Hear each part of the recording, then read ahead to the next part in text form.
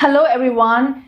And one day she discovered that she was fierce and strong and full of fire, and not even she could hold herself back because her passion burned. Brighter than her fears, yes, a strong woman is a full circle. Within her is the power to create, nurture, and transform. Welcome to the fifth episode of the movement called #WeToo, a platform created for the professional women by the professional women. Yes, with a goal to give confidence to be able to stand up, speak up, yes, inspire, and of course, uplift the community of other working women around the globe. So I'm your host Poonam Vijay, as you know, the founder of the movement #WeToo India. Our today's topic is a very inspirational one. With an eminent and a very diverse panel of my fellow women leaders, I'm very proud to present and excited to mention that we will be uncovering women's careers and struggles in a nutshell, with stories that truly inspire. For this panel, please join me to welcome an inspirational lineup of diverse women leaders. Ms. Megha Peer, Senior Marketing Professional with 20 years of global expertise. Then we have Ms. Neha Agrawal, 18 years of leadership in IT sector, a very well-known diversity and inclusion leader. We have Ms. Payal Nanjiani, a globally acclaimed leadership coach and an award-winning New York author. Yes, we have Ms. Prachi Pratap, lawyer at the Supreme Court of India and an NGO supporter in a huge way. Last but not the least, Ms. Priya Seni, Instagram sensation, award-winning Instagram influencer and author, social media expert, and a TV host. I'm excited for all the knowledge and wisdom that's going to come your way. Let's start. Hello, everyone. A very warm welcome to #WeToo, a movement by the women for the women. I'm so excited to host this panel today. Welcome again. Without much ado, let me just straight come to Meghna. Meghna, you have been a brand marketing professional and a leader for the last 20 years. What I like about your profile is that beyond the challenges that you faced, there is a whole lot of story behind you, and that too on international lands. Why don't you talk to our listeners today about the challenges that you faced, how you overcome those challenges, what were your strategies, and what will be the key takeaway in terms of strategy that you can give to every woman listening to the show today? Absolutely, Poonam. First of all, let me thank you for having me on the show. It's certainly a pleasure to have such wonderful women and colleagues from around the place, around the world, and sharing their experiences. Well, I, as you rightly said, have around 20 years of experience, and I have been to Singapore, Cyprus, worked there, and then been an entrepreneur for almost 10 years. So my journey has been quite adventurous and eventful, I would say. Right after I got married, just about a year later, I moved to Cyprus because my husband had to go to Cyprus. So when I landed there, it was a totally different environment for me. I mean, of course, when you talk of Cyprus, it's a honeymoon location completely. I mean, right after marriage, when you get to go there, it's like a wow, bliss. But what happened there, I was working already here in India, but as I landed there, I realized that I don't have anything with me right now. So I started exploring the market, talking to a lot of people, and eventually got through Cyprus Telecom. And it was a process. It was slow. It took some time, but I went through it. Mostly the apprehension that women, especially when they follow their husbands and go out to different locations, is that you are on an employment permits, or you are on work permits and employment passes. So most of the time, to get a female working, or the partner working with the husband, it's a very tedious process. But you know what? There are a lot of people to put you down all the time, that you'll not get it. It's a lengthy process. No company will do it for you. It's better you drop it and do something else and concentrate on the family and this and that. And it was all blah, blah. But I somehow just couldn't sit. I was constantly inspired of so many things, and so many people coming up to me and saying, kuch nahi hoga, you just move on, do something else, spend your time in doing something else. And you won't believe, I've started actually learning a lot of cooking while I was at home. So it was a hobby that I developed at that time. But eventually after a lot of trying, I got through Credence. And Credence was my second job when I moved to Singapore. First job was my with the ST, wherein I started as a consultant, because consultancy was something that I got very easily. So, but for a company to actually hire you and file your employment papers and everything, it's a tedious and a difficult process, but they did that for me. So it was only due to the fact that I was constantly trying and did not give up at all. So there are a lot of difficult situations that come to your path. There are a lot of such things which will always come up to you and say that it's very difficult, drop it. And demotivators are actually the doomsday, and demotivators are always around you. But you know Tell me, what I Megha. have, Yes, yes, please. Go ahead. but you know what I have always realized is that as a person, as an individual, if you are motivated, if you are really ambitious to what you want to do, you should just try to look out for what is the best you can do in this given situation for yourself. I think that is a mantra which I follow in every possible situation that actually brings me to a hurdle or a wall or something that I cannot cross. That how can I make the best for myself in this situation? So, Absolutely. Meghna, help me understand, and everyone watching this, you're talking about international waters. In yes. India, you know that I have so many friends. I have my colleagues, ex-colleagues, school, college, some or the other connection in your network you can find out. You're Mm. talking about a place, and talk to everyone, any women who's sitting somewhere abroad and not having a career, struggling with a career. What would you tell them? I understand from what you said that don't give up. But Mhm. how do you keep yourself motivated? What strategies to apply to get back? Yes, see, there is for every country the rules are different. It's a different process for every country. But you know, there is one thing common, and that is your own persistence and your own going and following after things. You have to keep on finding for yourself that what is it that you can do? How can I make it work for myself? It may be a difficult process, but it is not impossible. Might be a situation wherein you are not capable enough, or you think that, okay, my qualification or my experience is not enough to get me through a profile here. You start small. It's no problem. I started as a consultant. I started working as a consultant, and eventually I moved to a full-time role of a manager. I was handling sitting in Singapore. I was handling marketing services across the globe. So I started as a consultant, but then I moved to that position eventually. It is just a bit of persistence. It is just a bit of pushing. And of course, you need support from your family. Unless and until you don't get that, that is something that cannot actually help us move alone ahead. We are in a society, in a community where we need that support always with you. Absolutely. Today, if I'm sitting here, there is love, help available in my house. That's what makes me sit Why here. we can. But Truly. if I not have that, I'll not be able to do that. So I think Excellent. With persistence this, and right, always finding out a way for yourself is something that you should keep on doing, right. irrespective of what you are, where you are, and what are the rules and regulations, everything that's there. Sure. With this, let me now quickly move to Neha. Neha, I know just like me, you come from a conservative background, and you're the one who went ahead in the man's world. Said, I'm going to break all the whatever ceilings are available, let the ceilings come in front of me. What motivated you? How did you? I'm aware that you were the one to decide at your family that I am going to be doing an engineering degree when everybody back then did not trust you. How did you maneuver around in your career? How did you get this power? I call it a power. What went into your head suddenly when you were, passing your 12th and said, hey, Neha, you're very capable. The whole world will be yours. Tell us about that. Neha, your mic. Sorry, happens. Thank you, Poonam, and thank you, Meghna, for bringing that aspect. It was so interesting to hear you out. And as you were speaking and ending on saying that how much family support means, one take before I go on my personal story is there are people who make it with different struggles where their blood relations or family do not really back them up as much.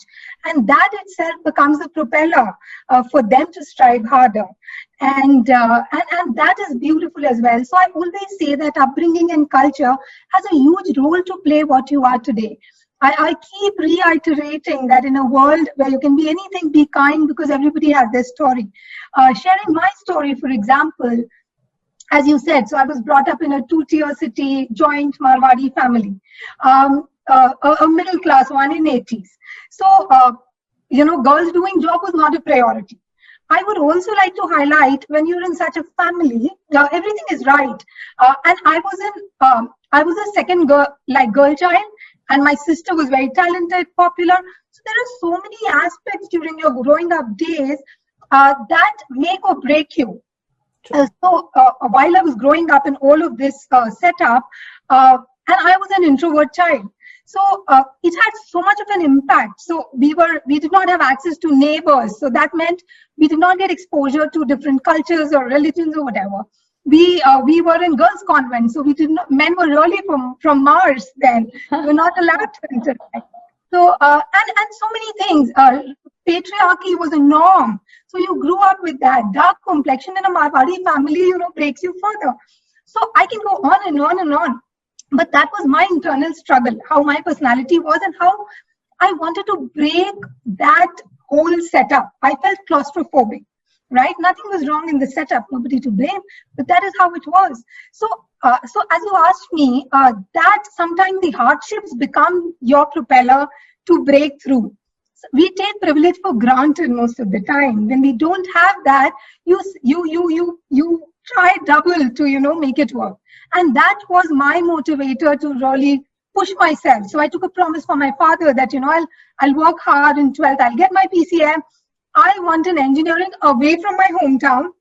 And that is how I landed in Mumbai doing engineering. It's a different story that I was still in Women's University, but I had time of my life. And that was a transformational choice. So sometimes we make crucial choice because I'm an intuitive person. By gut, I knew that I have to step out. And I think every woman has that, and we must leverage that in our favor and move forward. So, Neha, tell me why, you very rightly said, why do you say women have this fear? Why this fear? What is your take on that? So there are so many aspects. Definitely, we are judged much more. So that, and I'm sure I see everybody nodding. So the society setup is such, right? So we are still not there. All of us in this panel discussion, I think we are among the privileged most lot. While we are talking about women equality, but there is a whole system or the society setup which ingrains in us a lot of things which become norm. Right? We fear judgment. I think that is the biggest hindrance why we do not take certain steps. And that is something which we must break. One key message that I always say from a career perspective is prioritize yourself without guilt. And this should be our mantra, which we don't do. So, I think there are so many fears based on, how much support we get from our environment. And so many stereotypes, unconscious biases, we can go on. And these, unfortunately, are so much ingrained in the system that to even realize it is a battle. And I'm so happy and hopeful where we are heading towards. Tell me one thing, Neha. This brings me to one more question to you. You finished your engineering. That back then was something new, right? And from the background that you're coming. Then you got into absolutely man's world, totally end-to-end, the IT industry. Today, you're leading the pack. Give the audience one thing, like what was there in your mind that not kept you on? We can see that you're a go-getter. What was that one strategy in the corporate house that you because it is about alignment with so many people, that helped you go ahead and up the ladders where you are today? I think, as I already said, prioritize yourself without guilt. So one thing which comes into picture and helps a lot is if you worry about the world and what they would say, it becomes the biggest bottleneck. So you have to go against the tide. You will be judged, you will be stereotyped, you will be perceived in certain way. And it is only human that we'll take a backseat. We are filled with emotions. Right. We don't channelize those emotions in the right way. And it is only human. I feel for all my fellow women because I see that struggle. So what helped me is I break stereotypes. That becomes a challenge. And I can give you hundreds of examples. I had long curls. I went bald, I went boy cut, I have tattoos, everybody says, what are you doing? I color my hair. I went into inclusion space because I know it doesn't just take an LGBTQ community person to be closeted. I was closeted in my own way, in my head, based on the stereotypes that the world was throwing at me. So that fight to break the stereotypes, whatever comes my way and challenges me, I would set a legacy and leave this world a better place by leading by example. So I think Awesome. that is something. And having faith, last thing, Poonam, have a faith. So all of this feminism and all what we are doing is sometimes we are losing our mental peace. We are running somebody else's race. We are not sure what we are doing. I always say that is one thing, keep it. You would do all that you need to do, but be self-aware. Why are you doing it? Absolutely, That is absolutely. extremely important. Wonderful. Thank you so much. Pleasure. These are some power thoughts. Now let me go and shift to a world-known leadership coach. We have with us Payal. Payal, thank you so much. Payal, I want to give some numbers out to you before you start, because the topic that you will touch bases this entire is going to reflect in a very different way to a whole lot of new segment and audience who would be watching this. Let me give you something from a report that I could dig out. Women continue to remain underrepresented at every level, starting from entry-level jobs to the top roles, according to the Women in the Workplace, and this is a little dated report, 2018. Representation of women of color is the least, causing them to stay behind the white men of color, and the white women.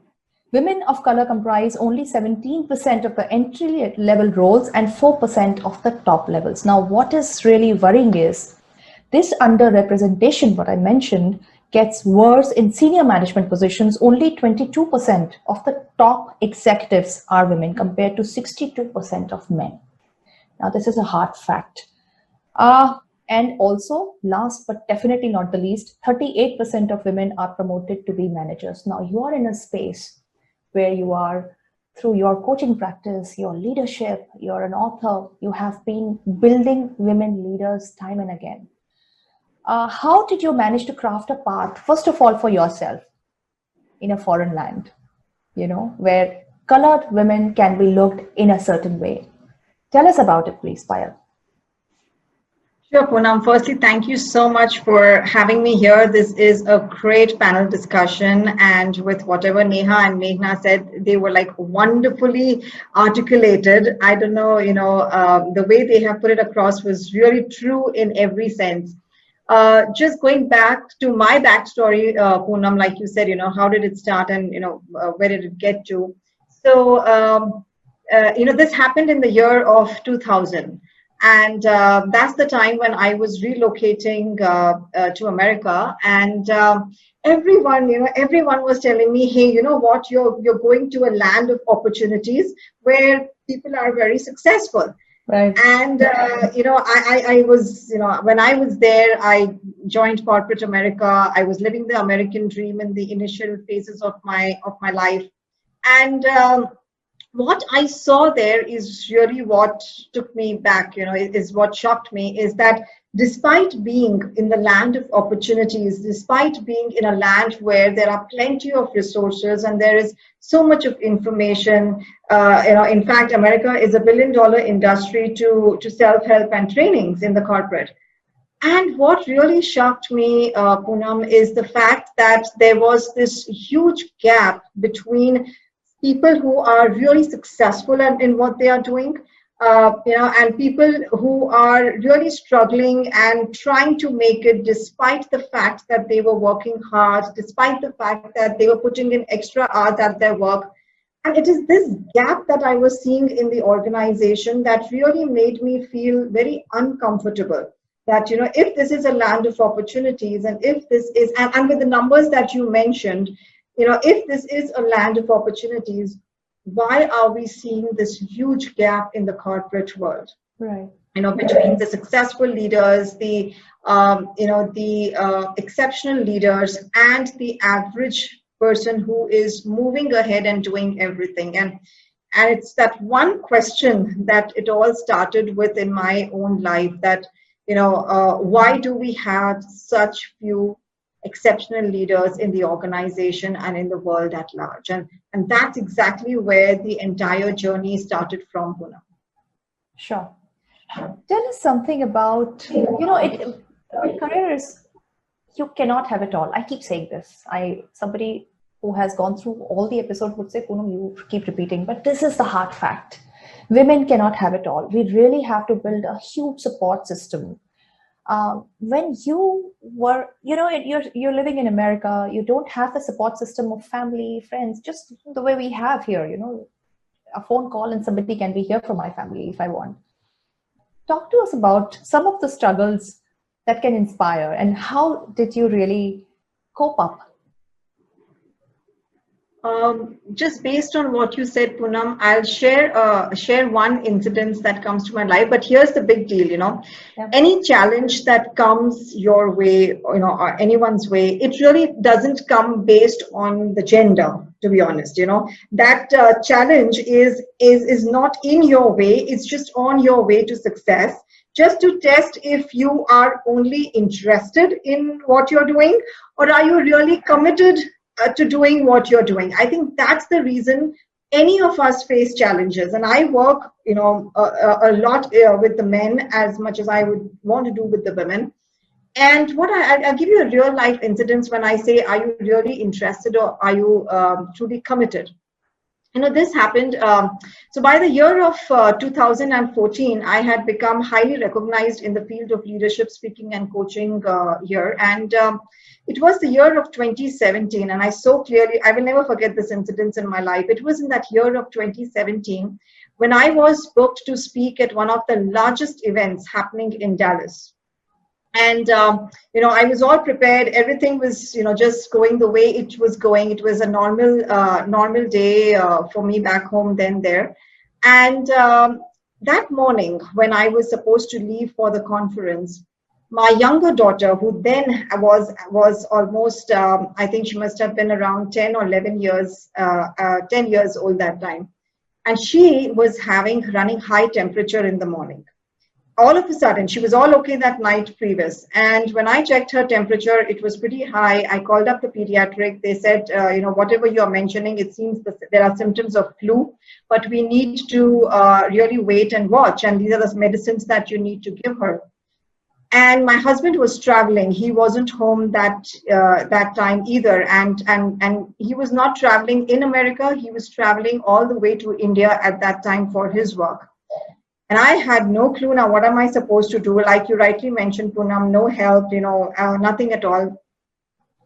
And I had to reach the spot because people had already paid to hear me. They had already paid the sponsors and everything. And I had to be there on that stage that I was at. And the only thing that I could do is, what I did at that point of time, I still clearly remember, my older one then was around 17 years old. And I told her, I said, look, I have to reach this place where I have to. And because I have committed to what I am supposed to do. So I told her, I said, look, the best way out for us, because my maid was not available that day either. It was just one of those days. I think it was the test of the universe. And my maid was not available that time to come either. I told her, hey, look, you know what? I'm going to be there for 2 or 3 hours and I have to be there. And how about this? I have you miss your school for today. You take care of your younger sister. These are the medicines. This is when you do all the things. You know how to call 911. This is how we do it.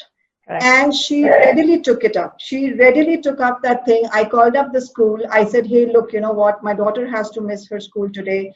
And, if possible, I'll get her after half a day. But it was not possible because schools back there, get done by 2:30. So anyways, that's how we planned up everything, short story. I came back, things were fine. I had given her all the emergency numbers to reach my manager back with me there, the sponsors, everything was taken care of. And she did exactly what was to be done. And the reason I am sharing this story, real life incidents in my life, is not to impress anyone, but to really express that whatever decision you make, whether you give up your professional commitment or whether you give up on your personal commitment, most people are going to condemn you for whatever decision you make. Okay? And there are going to be just few in numbers who are going to support you. Your job is to get away from both these supporters and critics and only stick to your higher power, to your higher purpose, Right. When you make a decision keeping your higher purpose in mind, I tell you, there is no confusion. The universe will show you the way. You are going to be committed to doing what you are supposed to do. And the biggest factor is you will make a decision guilt-free. Right. Absolutely. Self-induced guilt often kills a woman's biggest aspirations. I think So that's just to answer you, Poonam, to what you mentioned. Is there a challenge? I'm sure this is going to inspire a lot of women sitting out there. Think from your purpose. That's what. Excellent. Let me now move on to Prachi. Prachi, demand for women lawyers is at an all-time high now. Both law firms and companies are looking forward to. I am quoting Hindustan Times latest report, and this is an incidence for all of us to note. Justice Sujata Manohar, the second woman judge to be elevated to Supreme Court of India, had an amusing anecdote to recount at the 5th edition of the Difficult Dialogues Conference in Goa, the subject of which was the state of the law. When she started practicing as a lawyer, she was asked by her male colleagues whether she was looking for a husband in the courts. We're talking about a Supreme Court judge. Attitudes may have changed, but across the world and in India, women are poorly represented in the legal profession. India has only 3 women judges in the Supreme Court of 34 judges and just 73 women judges in high courts. Prachi, you have been leading it from the front when it comes to women and her struggles, being a part of so many NGOs. You've started your own platform. You're associated with so many, human rights and women-oriented stuff. I'm really wanting to understand how difficult in your career frame, the legal frame, how difficult it is today. And how can you tell the world waiting out there of women who would want to have this career, how can they pave their path ahead? So first thing, thank you, Poonam, for having me here. And my story, I feel like I borrowed from the previous speakers.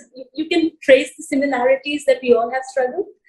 And what you quoted about justice was right, because a lot of women lawyers pass over the opportunity to become a judge because at that point their children are teenagers, 18, 17, and they have to get into good colleges. So they feel like they cannot juggle both the responsibilities. So they won't be a judge. They will stay a lawyer and focus on their child. So that's why I say working moms have it more tough. And as we know in pandemic, and I recently wrote about it also, lawyers especially face more challenges in India, especially mothers, because the working hours are such. You have to be working till 8, 9, you have early mornings, and I also have faced it. My daughter suffers from asthma, and sometimes I'm in the court and I have to rush to school because she needs me. But by grace of God, I have good support system, and I think eventually lawyers is a very wonderful community. Initially, you may feel the hesitation, but they all, or Supreme Court or in Delhi, it just becomes like a family. Everybody is willing to help. I think that is in all professions eventually. It is just a little difficult to break in. And for me, there's my story of becoming a lawyer, which I'll share in real brief right now because I've never shared it with anybody. So inspired by the previous 3 speakers I'm going to. I was a graduate in history honors from Delhi University, followed by doing my MBA in finance in Australia. Oh. Married to an American, we decided to move to India, challenges for him. And amongst all that, I said, okay, I'm going to pursue law now. Oh, so. Wow. So everybody is like, okay, the girl has lost her mind. What bit you? And then I was expecting my daughter, who arrived right before my second semester exams, early by a month. And she was around 2-3 days old. And I said, okay, my exams are starting. I've got just 7 stitches. We are flying down. I have to take my exam. My parents supported, my husband supported, and the doctor had nothing to say more than, okay, go. And I went and took my exam. And I had taken 3 exams. My daughter was almost 2 weeks old. She developed jaundice. I had to fly back again, get her into hospital, then again fly back to take my exam with her. So this little baby within a month, she had traveled 4 times. And I did not clear that particular semester exam because I missed 2 papers. So I was marked absent. Oh. And the next year when I took it again, my daughter had high fever. So again, missed 2 exams. So my 3-year law went on for 5 years, but by grace of God, I did it and I'm a lawyer. So proud of you. So proud of you. I think you are testimony to all the struggles that women go through. Seriously. So as all the previous ones said, yes, we can do anything and everything we want. Wow. Just have to be determined. Absolutely. Thank you so much, Prachi. Okay, this makes me come to Priya. Priya, over the course of 2019, an analysis of more than 3 million Instagram ad posts was done to determine, among others, the demographics of influencers. According to the findings, 84% of influencers creating sponsored posts on Instagram were women. Now, I'm talking about a space that is ruled by women. Let us talk about some spaces that we have captured also, right? So changing a profession could be daunting. I'm giving this brief because Priya created from the scratch her Instagram personal brand. Today, she has 180,000 followers on her Instagram page, and all from the scratch by changing her profession. Priya, please inspire all of us today. Well, thank you, Poonam, for having me here. And I have already so much inspiration from all the 4 speakers out here. And I totally relate. And as Prachi was saying that, they've already covered, but I think we all share similar journey, right? And as an influencer, yes, I can tell you a lot because I started as an engineer and I wanted to become a doctor, like initially, because I was never allowed to think about the fashion world, like my family. I mean, I could not even think, I'm saying. It is very difficult to say that I can be a model, which I am right now. So, but I could not even think about it. So that's why I wanted to become a doctor, because I wanted to cure my mother's diabetes. So I was a child. So at that point of time, my father asked me to, go for engineering, and I went for engineering. And after that, I, changed my field to design, and I did industrial design from IIT Delhi, and that too I gave the exam after preparation of 15 days, and I cracked the All India exam. That was also God's grace, I believe. And after that, I was a bike designer, and when I was going through all those phases, my heart was lying somewhere else. I understand. And I would always, tell each and every person that it's better to know about where your heart lies earlier in your life, so that you don't have to go through all these phases. Sure. I'm a person, who I believe that, fits in, the key which fits in every lock. But still, where my heart lies, I had to do it at the end. So I'm a person who is into fashion, who is into beauty. I keep helping my, friends and colleagues and family. And apart from that, I'm a very spiritual person since my childhood. And once I lost my mom, it's like 9 years now. So it is, I became more spiritual, and I started reading about how our mind creates reality and how our, thoughts affect our life and what happens to the soul and everything. I just started reading about it, and I have immense, knowledge now ingrained in myself. So I'm a combination of, you can say, fashion and spirituality. And this is what I promote on my page and what I show on my page. So when I started Instagram, it was just a food blogger, one of my food bloggers. I was in the gym, and she said that, I said that, why have you gained weight? She said that I'm a food blogger. I have become a food blogger, and I'm eating every day. So I said, all right. So Instagram was very new at that point of time. So she said that, why don't you, bring your wisdom of, fashion style into the world through Instagram. So I made the page on the same night, and it was a very funny username, which I put. It was the same profile, but a very funny name. I won't say it, but I put the name and I started. And then from there, as I said that I was a bike designer. So I quit my job after a few months, I think 2 or 3 months. And I said that, I never planned for it, but I just said that the one who takes the risk is only, I guess, 1 or 2% in the world, but those are the ones who make it in the world. So that was the one thing which was in my mind when I quit my job. I did not plan for it and I just quit it. So at that point of time, I was a person who did not know swimming, because I did not know anything about any even single person, or not even 1% about the world. So I was like a person who wants to swim and who just jumped in the water and doesn't know swimming. So somehow, somewhere I went, I don't know, it's just like, I feel that, as Payal was saying, that it's all universe supporting you. So all the support slowly came. But yes, it was difficult, because I was on my own. My family surely didn't support the idea. But I believe that once, this I learned actually during my life, even as a child, that when you do something for yourself, then you achieve it. And when you achieve it, then everyone, whoever was not agreeing to you, they agree to you.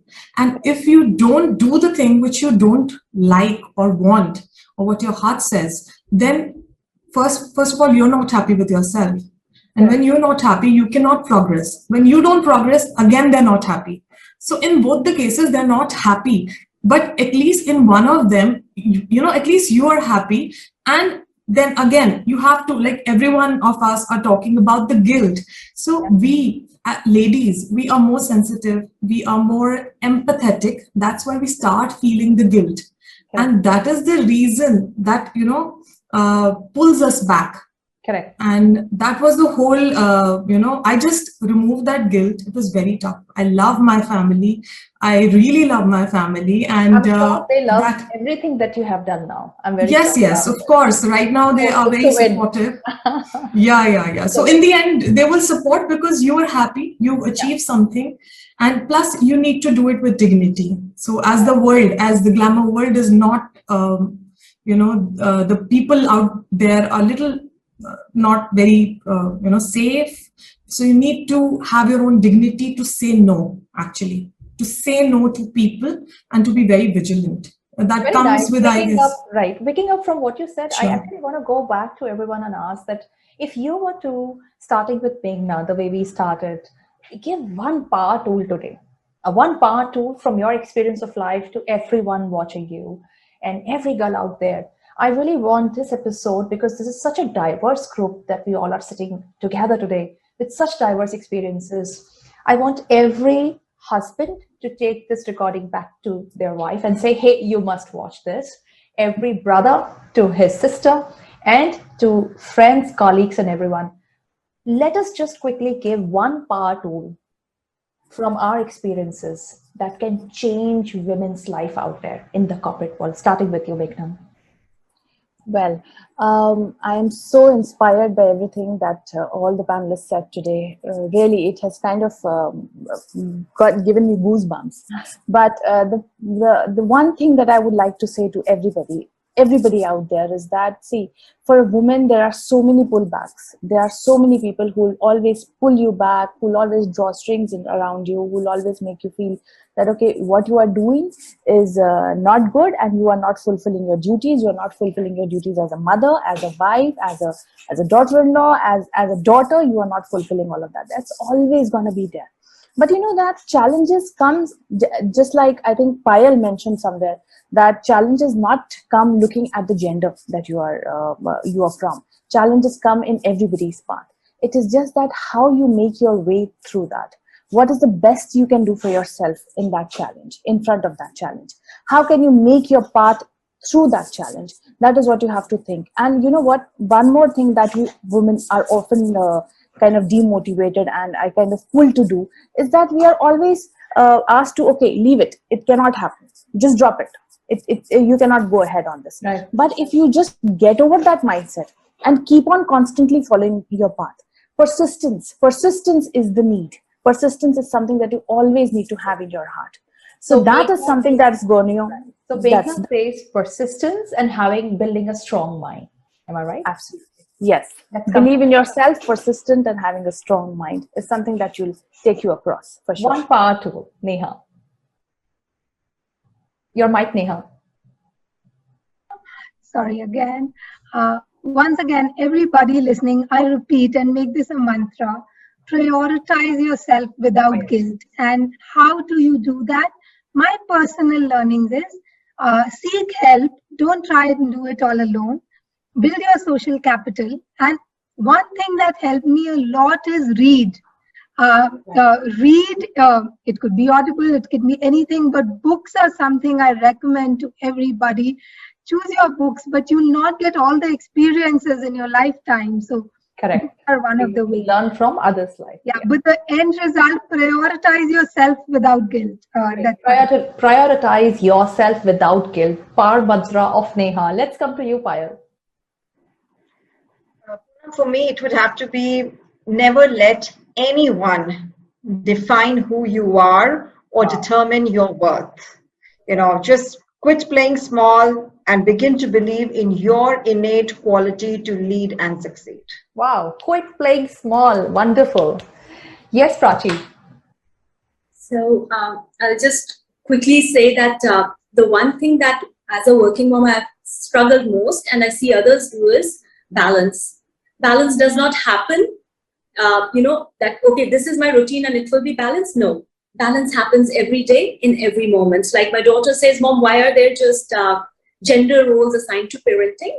Nobody questions a man. Why are you a working dad? It's just working mom. She says there's no working dad concept. True. So I said, yes, because mothers are expected to balance both the worlds. Right. And, it has to be achieved in every day, in every situation, whether work or home. So let's not go after balance. We'll find it in the moment. Yes. Find balance in the moment, in every moment of your life. Wonderful. Back to you, Priya.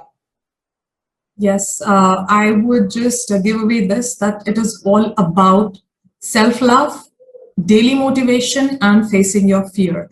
So if you do all these three, then I believe that, every day will be beautiful, and in the end, the whole life. Wonderful, wonderful. Thank you so much. I think we all deserve a clap for everything as women leaders we have been achieving, we want to achieve, we want to craft a career. And of course, I cannot say thanks enough to each one of you for giving your time out, for helping others. I think this episode number 5 of #B2, I believe strongly is going to create somebody's life, because some of your experience will create that magic. Thank you so much. Welcome to the #B2 community, and I look forward to communicate with you again. Thank you.